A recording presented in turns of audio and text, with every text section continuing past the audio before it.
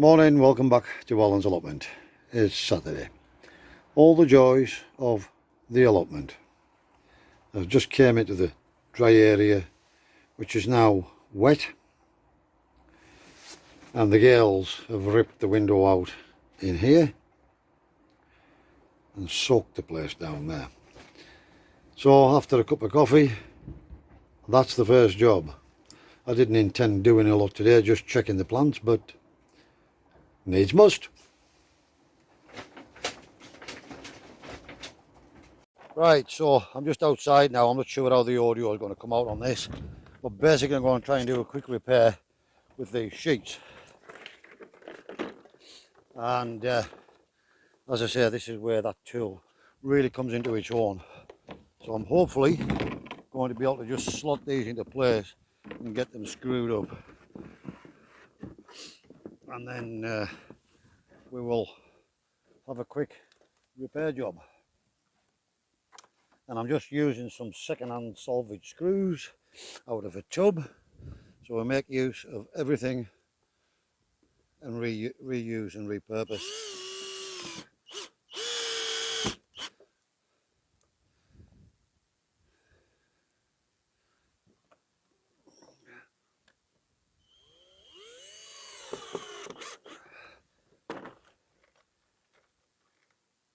I know this is a bit boring and I'm not going to play it all the way through.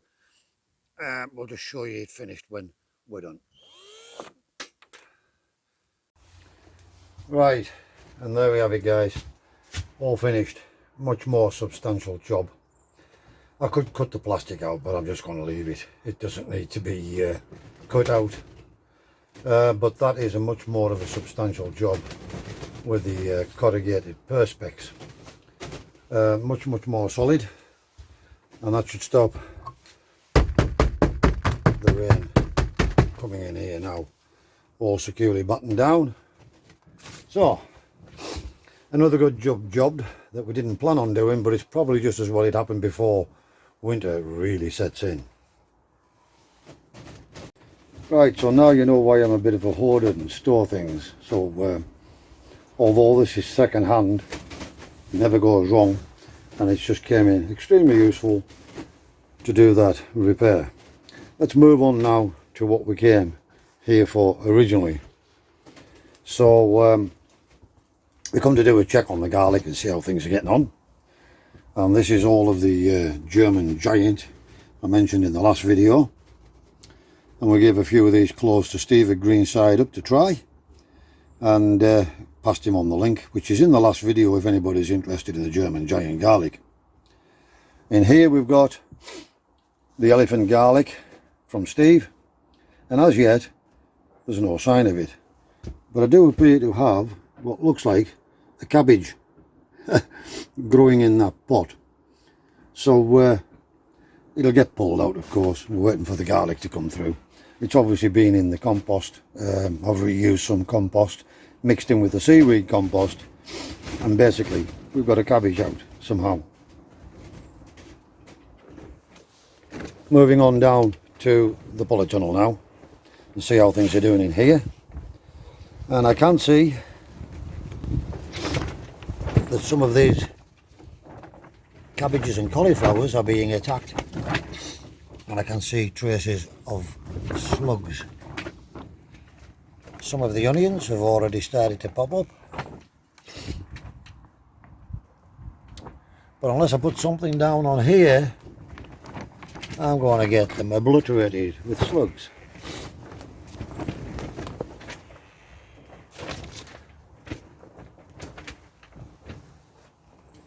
And as you can clearly see, there's slug trails all over that. So even though I cleaned this polytunnel out of slugs before planting, you can see they're still getting obliterated. So we're going to need to get some pellets down there if I've got any chance of getting these to survive. Hence the reason for planting a lot of lettuce. But then again, I've found, I don't know about anybody else, but lettuce don't seem to get bothered by slugs, or very rarely in my case. Strange one. But yeah, So the lettuces have got a hold now, and they've picked themselves up. And I'm just saying that I planted lettuces all the way down here and there's none left. If you look back in the last video, you'll see I planted lettuces down that side and right along the full entire length of this. And I've just been saying slugs don't normally attack the lettuces. How wrong I was. Right, okay then. We're definitely going to have to get some pellets down. It's because of the really damp conditions, but I do try to keep the beds dry, but obviously you've got to water the plants in initially. Let's move up onto the bench and see how we're doing up here. Well, those 3 broccolis, well, 2 of them are doing really well up here.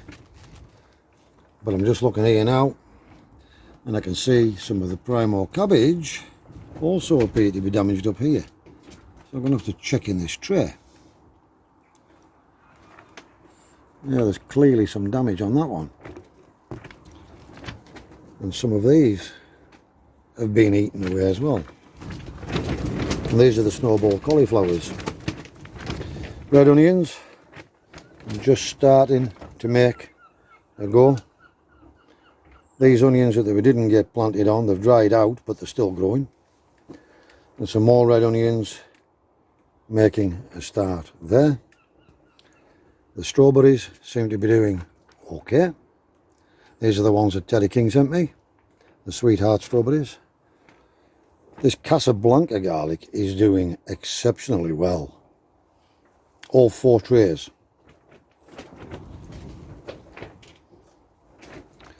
My own mother plants have perked up a bit now. Some bad leaves will need cut off at a later date, but for now they're fine. My own 3rd year garlic coming along. Well, it's not pink lemonade blueberry, is it? No. These are my own 3rd year garlic. Again, all doing really well. Japanese onions behind that. They're all pretty much coming along really well, except the red onion. So, yeah. Dwarf kale, it's doing okay as well. The runners I cut off myself from the F1 Frisians, which are perpetual strawberries. I want to get some of those potted up. So far, we'll have a look and see what the root system's like on them and maybe get some of them in today. This was a shop bought garlic that was down at home when we ran out. The missus have bought it and it started going to seed in the pot, so we planted that as well. And again, the red onion is just starting to make a comeback, or just starting to come through, but it's very slow, the red onion.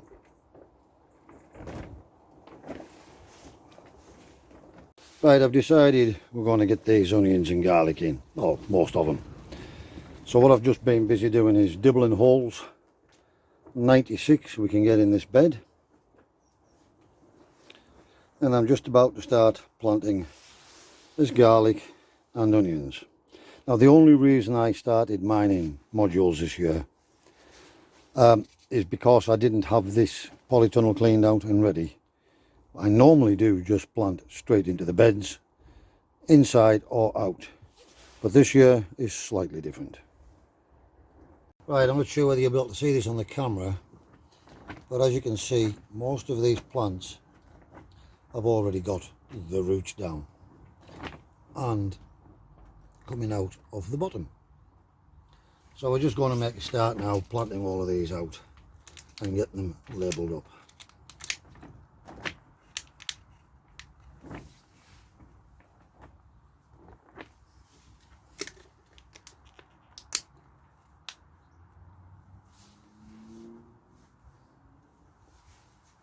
And it doesn't get any easier than this.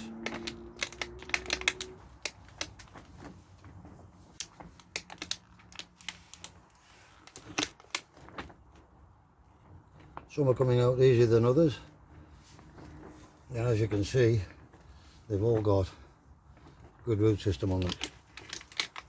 Right, I'll get on and get these planted. Right, as you can see, we've now got a lot of these Japanese onion in here all the way, and that takes us right up to approximately the halfway in the bed. And this is without any red onions, so we've got all of these plus all the ones that we interplanted with the cabbages and cauliflowers in this entire bed, and that's just the white Japanese onion. So I'm now planting, I moved on to planting my own third year garlic in here at this end, and I just want to show you the roots on these already and how far down the roots come. Hence the reason why I've made these holes quite deep. So we'll get on and get these sorted. I'm going to try some in here this year. I've never grown my own garlic in the polytunnel, but I'm going to grow it in here this year, at least 20 of them, and the other 10 will go in beds outside as usual. And this is a hardneck variety. And speaking of gadgets, this is another one I can't be without.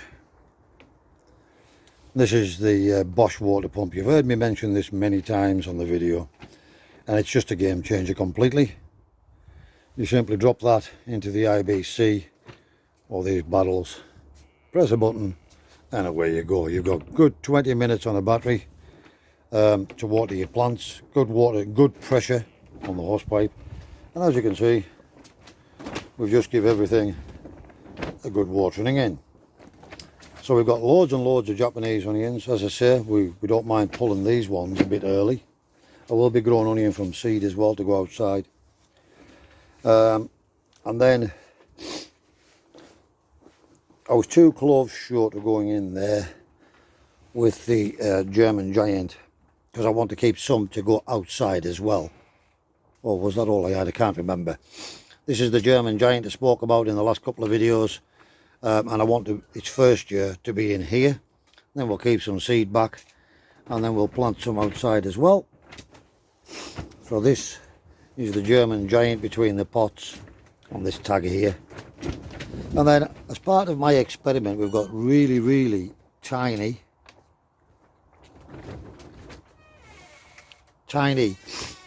garlic cloves from a shop bought garlic. So we've got the 8 plants in here to give it its best possible chance and to be fair with it, and we'll see how that does. And then moving on to the final planting in here, we've got my own third year garlic. And just to try and combat slugs a little bit, I decided to plant 2 trays of the Casablanca garlic right along this back edge.